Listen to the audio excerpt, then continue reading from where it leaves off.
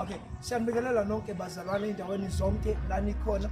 I want to take this time and talk about lento eyisimanga esenzeke eBhayibhelini. Kuthiwe eBhayibhelini there was once a boy. This boy was uJoseph. uJosepha into eyamfaka enkingeni ilento yokuthi aqale aphuphe. Now uma phupha uJosepha khumbula ukuthi babengena inkinga noJosepha, but inkinga yaqala mhla uJosepha ephupha. Lithi iBhayibheli lami waqala leli phupho elalila ikhanda ngoba wazalwa njengabo bonke, kodwa wathi mevuka ekseni wavuka yena esekhulelwe iphupho. Ekhulelwe leli phupho, uyakhumbula ukuthi umuntu mekhulelwe itikali bese siswini, thina sikhulelwa ngengqondo njengabantu besilisa. Ingqondo yethu yona emumatha izimo uNkulunkulu ezokhulelisa umuntu noma ezokhulelisa isimo. Lithi iBhayibheli lami waqala uNkulunkulu wathi masenze abantu ngomfanekiso wethu. Shuthi lento yaqala engqondweni, waqala wayikhulelwa wase wayizala. Now ubuyela kuJoseph. uJoseph uNkulunkulu wamkhulelisa ngephupho, watshala imbewu yento ezokwenzeka kwingomuso ingakenzeki. Babengenankinga noJoseph, umuntu nje vele wayejwayela ukuthi asho nje izinto azishoyo, kodwa ngelinye ilanga wavuka ekseni uJoseph enento enephupho ekhanda lakhe lokuthi one day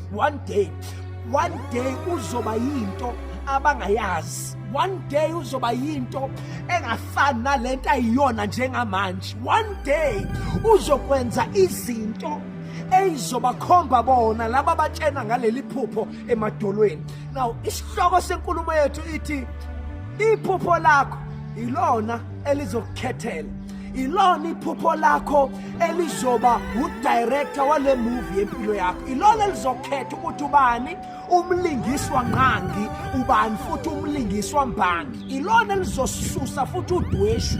Khumbula ukuthi yaqala inkinga ngoJosepha mhla ebatshela ukuthi hey bafowethu, ngiphuphe isithungo sami sima phakathi kwezenu, ezenu ikhothamele sami.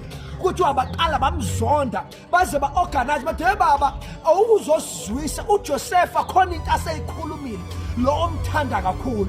Now enye into ebuhlungu ngaleli phupho likaJosepha ukuthi iphupho liqale ekhanda ulikhulelwe ebese liyazalwa. Lizalwa kanjani? Lizalwa ngokuthi ulikhulume ukuthi yini wena le oyiphuphayo. Ngenkathi uyikhuluma, ngenkathi lento oyiphuphayo iza ngapha ke Junior, iza ngapha Junior, ngathi uyahlehla kancane futhi, ngathi uyahlehla uyale. Now nansi indaba enye Junior ukuthi Junior wathi meliphupha leli phupho wangagcina ngokuliphupha waphinde walixoxa. Ngenkathi elixoxa wayengazi ukuthi seliya transcender, selingena kwi-transition from being an internal thing, a zygote in the mind, seliyaqala liya manifest. Yakhumbula ukuthi uNkulunkulu wathi waqala wayisho noJoseph waqala wayibona, wase wayikhuluma kuyena yedwa. Wabona ukuthi njengoba eyikhuluma kuyena yedwa iya ngokuyakhulu, uyahluleka naye kuyimomatha kuyena yedwa. Waqala wayikhuluma kubantu lento ayiphuphayo, wayeseyizala ke lapho njengoba lisho neBhayibheli lithi masenze abantu ngomfanekiso. uNkulunkulu leli phupha enalo ngami nawe ekuthiwa mekhuluma noJeremiya athi kungabe beyikho lutho ngakwazi ngakudala ngaqeda ngawe, ngenza yonke into ngawe, nginama plans ngawe to prosper. Okusho ukuthi mina nawe sasiphila kuNkulunkulu kodwa sikho lapho sisephupheni likaJoseph. Ukuthi uJosepha lase liyazalwa iphupho. Lazalwa kanjani? uJosepha walizala ngokuthi aqala likhulume. Ngenkathi elikhuluma kubafowabo lakhula, ladlondlobala. Kwangathi manje sekufunekale manje ukuthi lingabe lisakwazi ukuhlala la ekhanda, liqale lingene limanifest. Ngoba izinto ezikaNkulunkulu bazalwane zizalwa engqondweni ebese zisuka engqondweni zizalwe enyameni, kodwa zize ifike engqondweni zisuka kamoya, ngoba yonke into ekhona enyameni isuka ivele kamoya. Yonke into futhi ekhona enyameni isuka ivele engqondweni. Romans chapter 12 verse 1 and 2 uthi ngiyanicela ngomncele boNkulunkulu uba niguqulwe isimo ngokuba yenziwe kabusha ingqondo yenu, yenziwe kabusha. Be transformed by the renewal of your mind. When we are talking about the transformation of the mind, that is where God operates. That is why in old times abantwana babetshenwa inganekwane, kwakhulunywa ama-riddles, kwakhulunywa ama-fairy tales, kwakhulunywa ama-stories, because kuyazi ukuthi abantu abafuna ukufundwa.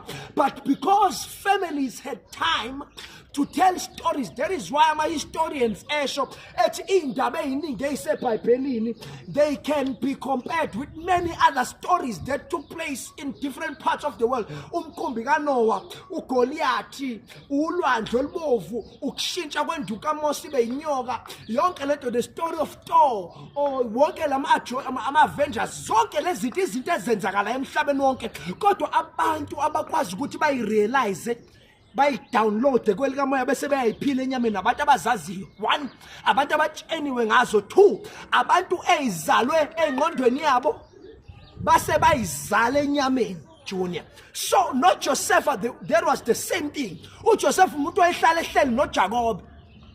uJakobe kushuthi wayemtshena ama-stories uJoseph, kanti akazi ukuthi njengoba emtshena lama-stories khona into ayi-insethayo, kukhona lento ekuthiwa i-inception, kukhona lento ekuthiwa u-impregnator.